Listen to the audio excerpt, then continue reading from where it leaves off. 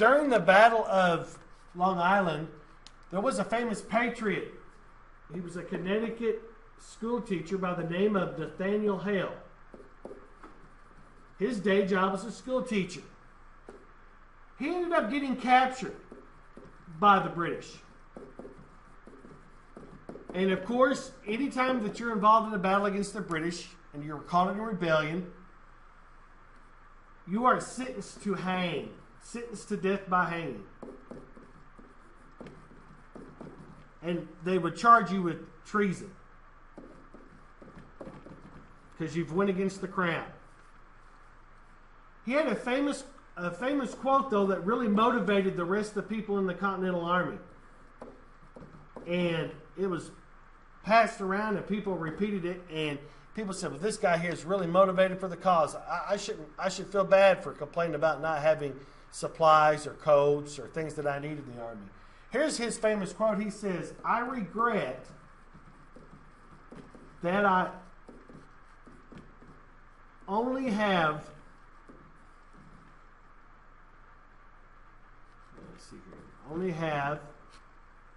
one life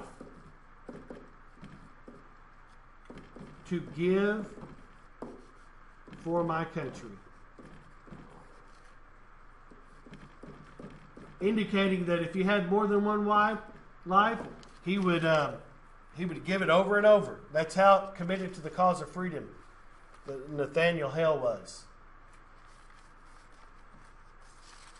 A low point for the Continental Army came in the winter of 1776 and 1777. Many of the colonial soldiers deserted. And we know that the word desert is one of your vocabulary words. It means to leave without permission. Why do you think many colonial soldiers in the Continental Army deserted? Well, one, they had poor weapons, few supplies. They didn't have the basics that an army needed. They said, pretty well, basically said, to heck with this. I'm going back home. But another major reason that this was a low point for the Continental Army was simply because 1 year enlistments were starting to run out.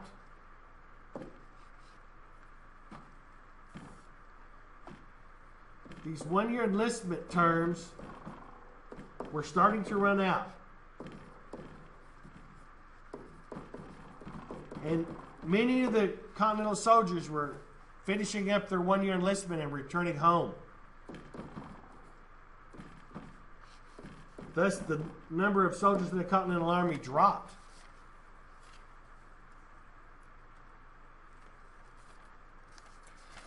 As the Continental Army's numbers dropped, Washington requested that African Americans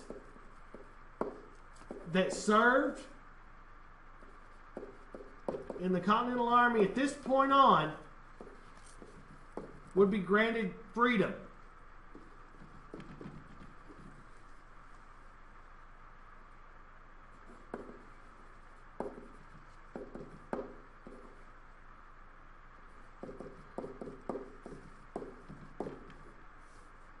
It would be granted freedom. And thus, many African Americans, especially from the northern colonies, joined the military, and some runaway slaves even joined the patriot cause and gained their freedom.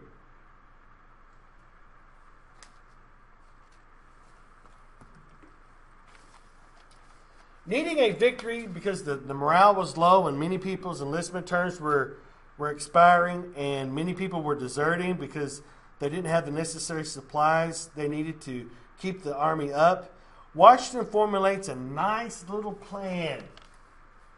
Most of the fighting at this time was stopped during the winter months. You know, armies would build winter fortifications, build cabins, build shelter to ride out the winter, and when the spring came, they would resume fighting again. Well, Washington had a surprise attack on Trenton and Princeton. in the dead of winter, on Christmas Day, he sails across the Delaware River and attacks Trenton and Princeton.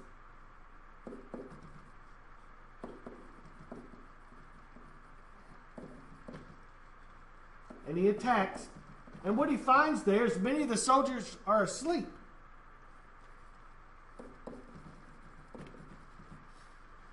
Many of the Hessian, which are German mercenaries, were asleep. And they were caught totally off guard. They never expected it. They were caught totally off guard.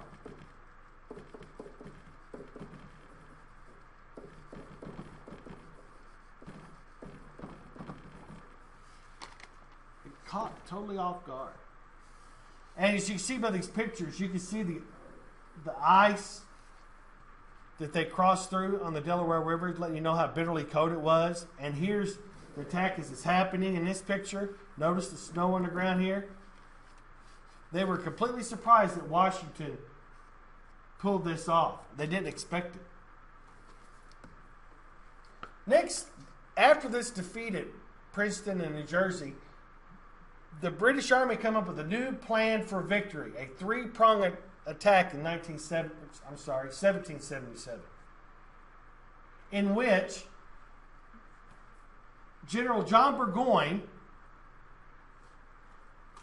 would come from Montreal down and meet at Albany, New York, with Colonel St. Leger, who would leave Ontario and come that way, forming the second prong.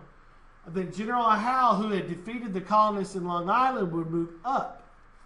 And basically what they were wanting to do is they were wanting to cut New England off from the rest of the colonies. Now, New England, of course, is where the Sons of Liberty are. They are big-time leaders in the rebellion. He figures if you cut the head off, the body will die. That was kind of the principal strategy of that.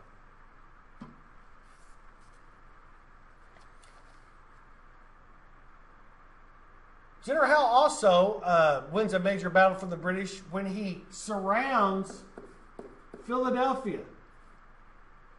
He surrounds Philadelphia. He surrounds Philly. Kind of like they did with Boston and kind of laid siege to Philadelphia. Philadelphia is a major hotbed of patriotism and kind of wanted to cut it off and really affect the morale of the colonists.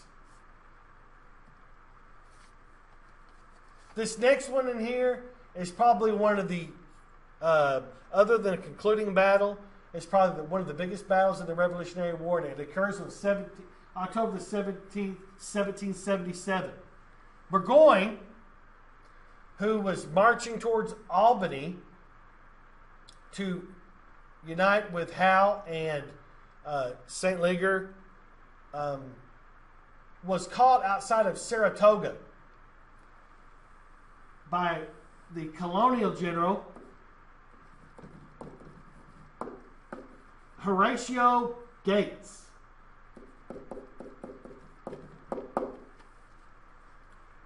And being vastly outnumbered by General Gates's army, the colonists pull a huge upset wind. Upset wind. And many of y'all have heard the song Yankee Doodle. Yankee Doodle went to town, riding on a pony. That was actually a drum and fife song that they used to play back in colonial times. And as the British soldier, 5,200 of them actually surrendered, that's what they played as they marched up to lay their weapons down.